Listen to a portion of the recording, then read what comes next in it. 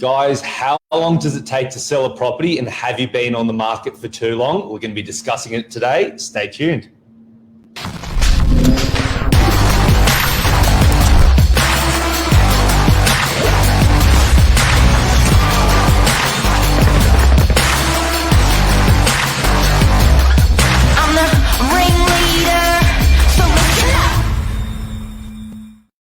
Good morning. Good morning. Hey. How you Doing going? it from the bed. Morning. Yes, doing the remote interview. Guys, today we're going to be talking about how long it takes to sell a property. Something I think in the real estate world that we think is very common knowledge, but I think for a lot of people out there, obviously not transacting property every day, it's something that maybe you have a preconceived idea how long it takes to sell a property. But it's something that I think is worthwhile talking about and understanding as well, because I think there's a few myths out there also in regards to how long it should take to sell your home. Yeah, we get the question quite a lot, especially from, vendor coming on at the start of a campaign, trying to work out on the calendar how long it's going to take. Tenants as well is quite a common question to get. If you're doing open homes twice a week, how long is that going to last for? And it's a big job, prepping for the open homes and things like that. So it's, it's one of those ones where you never have a definite number to give. Sometimes that's frustrating, but I think what we're gonna talk about this morning is going to help people. Because it's a different time frame to work off, case by case. But where do you want to sort of begin, Michael? So to give you guys an idea, I guess days on market. So let's talk about last year and then this year, because days on market have shifted a lot over the past 12 months. To give you guys a bit of context, because obviously to understand exactly what the sort of average days on market would be, I was looking at some of the numbers before, and for a lot of suburbs around the northern beaches, and funnily enough, it was actually quite similar between units and houses. It wasn't too drastically different, like we're talking a couple of days difference. The average days on market last year was give or take about 15 to 20 days, depending on suburb, which is very, very quick to get, that's 2.5, 3 weeks to have your property sold. And that's the average. So that means some properties were selling much quicker, some a little bit longer, but that was the average. Looking at the data today for homes that are selling, obviously in this time period now, 12 months down the track, different market conditions, where I've found that it's pushed out by about 70, 80% more. So close to double what it was. So where before you're selling, to use round numbers, in let's say 15 days, 20 days, now you're taking close to 30 days, 35 days to sell your property, plus a little bit more as well. To be honest with you, I was actually quite shocked by those numbers. I thought it was pushing out a little bit longer. The days on market for a lot of these, I guess, core northern beaches suburbs is still quite decent. Like it's only just a bit over a month for a lot of these places. Bear in mind, guys, this is an average. So what you'll find is some properties are still selling within that month period, and some properties are still taking well and truly longer than a month to sell. Yeah, it's very much a case-by-case scenario. I think you referenced the property yesterday in Brookvale. The price guide was that sharp. There was big interest from the first open home, and it was pretty much wrapped up within 48 hours. Whereas, you've got other properties like your traditional sort of auction style, where obviously, naturally that's going to be dragged out a little bit longer. What I thought was really interesting though is when you look at, if you had to put a number on it, how long does it take to sell a property? If you had to put a number on it and take like a bit of a mortgagee in possession, banks consider 8 days kind of the sweet spot to make sure that they go out to enough people, expose the property to the market, and ultimately take the best offer from there. And the same with a good operator.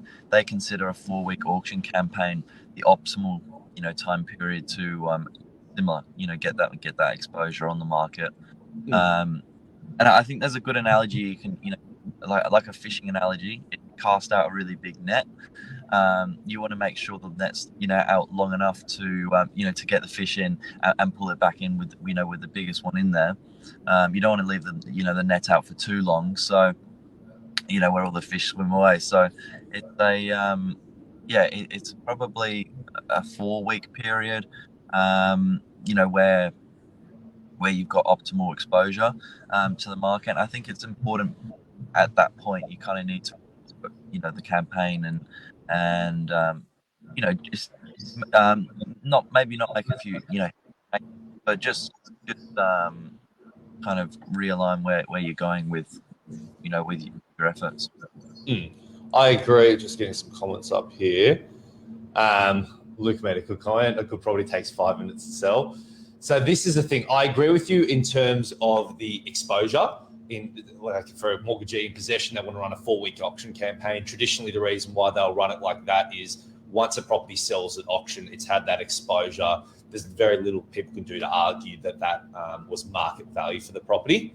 However, and this is a big thing as well that we have these conversations with our vendors, more days on market, and it's similar to your net analogy, more days on market does not guarantee more dollars in your pocket. And what we find is in these campaigns, towards the beginning of the campaign, is generally when we get the best offers. And the main reason for that is, as an owner, when you're coming to the market, you've just launched. So this is fresh for you. You're wanting to see what people say about your property, what they think it's worth, what they like, what they don't like about it. However, what we find is these buyers that are coming through normally the first week of the campaign, either A, they're maybe on the agent's database, so they've been waiting to see this type of stock pop up, or they're looking on realestate.com, they've got their saved searches, they've got the notification straight away when it comes on. These guys have been in the market looking for much, much longer. So they've looked at every single house in the suburb, they've looked at every single unit that's around. They know what's what, and when they come through your property, straight away they go, okay, I like it, I don't like it, or I see value here, and this is why. And so what you find is these guys are generally the best judges to tell us exactly how much the property's worth. They're sick of missing out on other properties. They know roughly where it should be ending up based off other similar sales that have happened, and they tend to put those strong offers forward early. That's what I generally find with good property. Now, the optimal time for, I guess, an auction campaign versus private treaty, and this is the thing here as well, it depends on the style of property.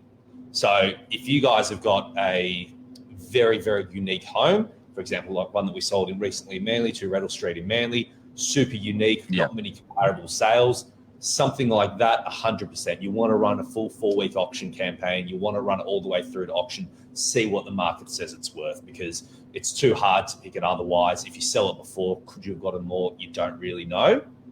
Versus you're selling a 1-bedroom unit in DY, all the comparable sales are between 630 and 650,000.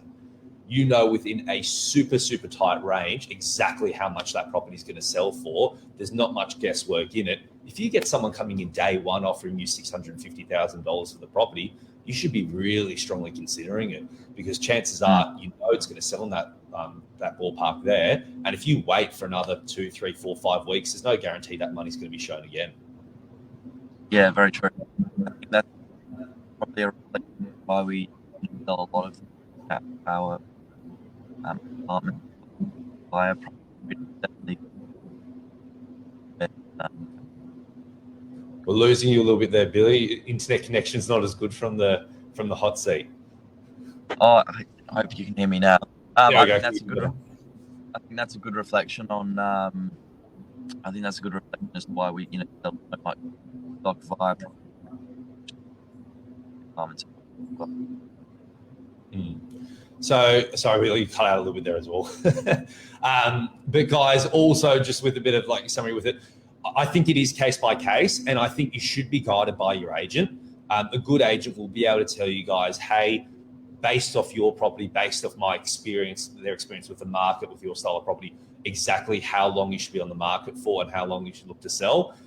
Because a lot of owners, and it is hard, when you get that great offer in the first week of the campaign, you go, oh, but could we get more? What else could be out there? And the amount of times, and this is not something we're just saying for the sake of saying, this is tried and proven. We've seen it case by case every single time. where a lot of times we get these great offers early, and it turns out we go the full circle with an owner, and by the end of the campaign, that actually was the best offer. It's just like bread on a shelf. It's all fresh the first couple of days, and then afterwards it starts to go a little bit stale. It's the same thing with your property as well. When your property first gets launched to market, it's fresh, it's exciting, it's got that X factor to it. People go, oh, I want to see what that is. Yeah, when you've been sitting on the market for 2, 3, 4, 5, 6, 7, 8, 9, 10 weeks, it starts to lose its luster. I think that's a good way to look at it. And yeah, to come back to the point, more days on market does not necessarily mean more money in your pocket. And don't be afraid of that early offer. It's strong. 100%. If you get that early offer, you just got to negotiate strong, be led by your agent. They'll be able to guide you in terms of if it's a good offer or not. The amount of times we've said to owners on the flip side, we get an offer early and we go, guys, we think there's more out there for you. And we tell an owner, wait, let's keep running the campaign, and we got them more money as well. It's not one size fits all, but the general gist of it is the longer you're stretching out, you don't need to stretch out unnecessarily. That sweet spot, I believe, is definitely from day one. We've sold properties on the first day up until, let's say, that 4-week period within a 4-week auction campaign. Any time within there you're negotiating, I think you're doing very well. Once you're stretching out more longer than that, you don't need to. Sometimes it does take that long, and we can see it now reflected in today's market, but you don't need to wait that long for it. It's well said. Thank you, Michael. Awesome. Thank you, Billy. Thanks, guys. Any other questions on it, just flick us a message as well in here. Happy to answer, and have a great day. Cheers. Thanks, Billy. Cheers.